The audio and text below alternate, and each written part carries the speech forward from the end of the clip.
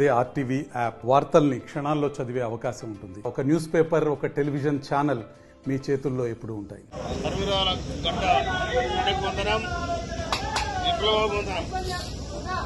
ఈ గడ్డ మీద ఎంతో మంది నేల కొరిగినరు. దేశ స్వాతంత్రం కోసం రజాకారులకు వ్యతిరేకంగా, దోపిడీదారులకు వ్యతిరేకంగా, భూస్వాములకు వ్యతిరేకంగా, ఆనాడు ఉన్న నియంతృత్వానికి వ్యతిరేకంగా, కుల వివక్షకు వ్యతిరేకంగా పోరాడిన గడ్డ కర్యాల కొత్తగూడెం. కనుక ఈ రోజు నాడు కామిరెడ్డి మారోజు ఈరన్న 26వ వర్ధంతి జయంతి 26వ వర్ధంతి జరుపుకుంటున్నాం. నిజంగా ఆనాడు ఫాసిస్టు పాలన చంద్రబాబు నాయుడు ముఖ్యమంత్రి ఇవ్వండి 1999లో మారోజు ఈరన్న పట్టుకుపోయి కాల్చివేయడం జరిగింది. కానీ వాళ్ళు అనుకున్నది మారోజు వీరన్న చచ్చిపోతే తెలంగాణ ఉద్యమం ఆగుద్దని ఆనాడు ఆంధ్ర వాళ్ళు కలలుగన్నారు. కానీ తెలంగాణ ఉద్యమం అనేది చిరస్థాయిగా తెలంగాణ ప్రజల గుండెల్లో నిలిచిపోయిన అంశం అది. కనుక మారోజు ఈరన్న ఆనాడు ఎంచుకున్న మార్గం భారతదేశంలో కుల వివక్ష పోవాలి, ఈ బహుజన రాజ్యం స్థాపించాలని కలలుగన్న మారోజు ఈరన్న ఇలా మారోజు ఈరన్న బతుకుంటే ఈ రాష్ట్ర చరిత్రను వేరు ఉండే. అందుకోసం మారోజు ఈరన్నకు తర్వాత ఇక్కడ విఎన్ గారికి, స్వరాజ్యం గారికి, రాములు గారికి అందరు కూడా ఇక్కడ అమరులైన వాళ్ళందరూ కూడా నేను పేరు పేరున జోహార్ అర్పిస్తా ఉన్నాను. ఇంకొక మాట, ఇవాళ 1981లో ఏప్రిల్ 20 తారీఖు నాడు ఇంద్రవెల్లిలో జరిగిన కాల్పులలో అమరులైన వాళ్లకు ఇంద్రవెల్లి కుండల్లో దండు పుట్టింది. ఈ నేపథ్యాన్ని తెలుసుకొని ఆనాడు కాల్పులు జరిగితే అమాయకమైన ఆదివాసులు దాదాపు 100 ఎంతో మంది చనిపోయారు. కానీ దాని ఇవాళ మన ప్రభుత్వం, మన రేవంత్ రెడ్డి గారి ప్రభుత్వం అధికారికంగా తప్పకుండా మన ఏప్రిల్ 20 తారీఖున జెండా ఎగరాలని ఇవాళ అధికారికంగా చేయడం జరిగింది. రేవంత్ రెడ్డి గారి ప్రభుత్వానికి నేను హృదయపూర్వక ధన్యవాదాలు తెలియజేస్తా ఉన్నాను. అదేవిధంగా మొన్న జరిగిన అధికారిక కార్యక్రమంలో సీతక్క గారు ఆదివాసీ బిడ్డ పంచాయతీ శాఖ మంత్రులు సీతక్క అక్కడ పోయి జెండా ఎగిరేసి వాళ్ళకి నివాళులు అర్పించడం జరిగింది. అదే క్రమంలో ఇవాళ ఈ తుంగతుర్తి గడ్డ మీద ఒక పోరాట బిడ్డగా నేల కొరిగిన పోరాట యోధులను తలుచుకోవడానికి ఇలా మారోజు వీరన్న విగ్రహానికి నేను నివాళులర్పించడానికి రావడం జరిగింది.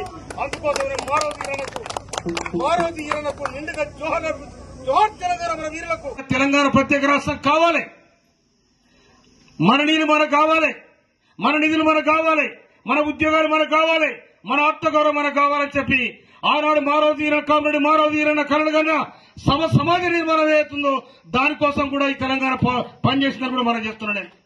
కానీ ఇలా బీసీ కులగణన చేసిన రాష్ట్ర ప్రభుత్వం బీసీలు ఎంత ఉంటే అంత వాడు కావాలి.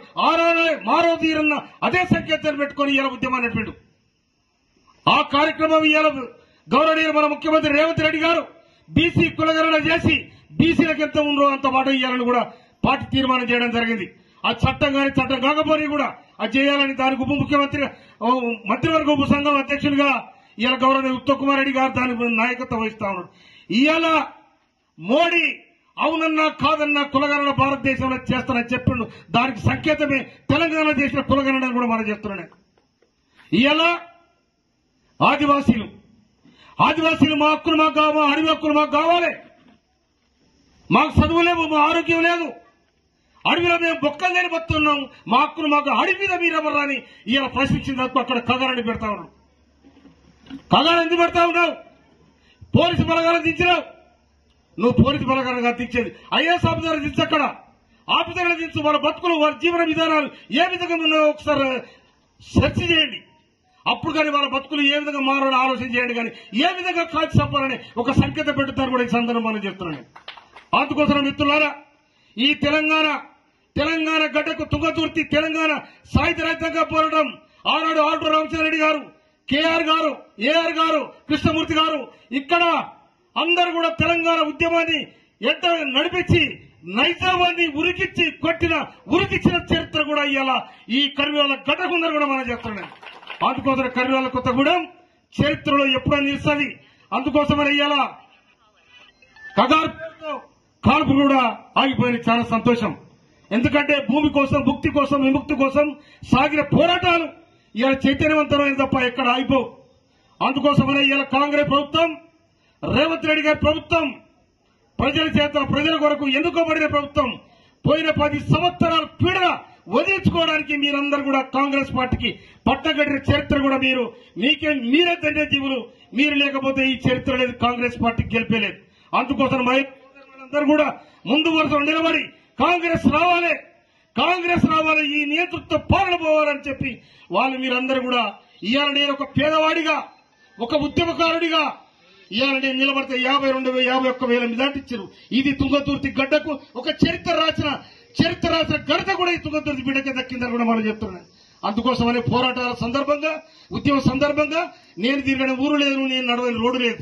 అందుకోసం ఇవాళ కూడా నేను ఈ రోడ్డు నడిచిన కాబట్టి ఇక్కడ నుండి గోరెట్ల వరకు కూడా 3,50,00,000 రూపాయలతో రోడ్డు శాంక్షన్ చేసిన జరిగింది. ఆ తొందరలో అది కూడా అయింది. అదేవిధంగా మారోజు వీరన్న విజ్ఞాన కేంద్రం స్థలం కావాలంటారు. నేను ఎంఆర్ఓ గారితో మాట్లాడి ఏ అవకాశం ఉన్నా కూడా తప్పకుండా వారి జ్ఞాపకార్థం కేటాయిస్తానని కూడా మనం చెప్తున్నాను. నేను మరిన్ని వీడియోస్ కోసం ఛానల్ ని సబ్స్క్రైబ్ చేయండి, లేటెస్ట్ అప్డేట్స్ కోసం వాట్సాప్ ఛానల్ ని ఫాలో చేయండి అండ్ లింక్ డిస్క్రిప్షన్ లో ఉంది.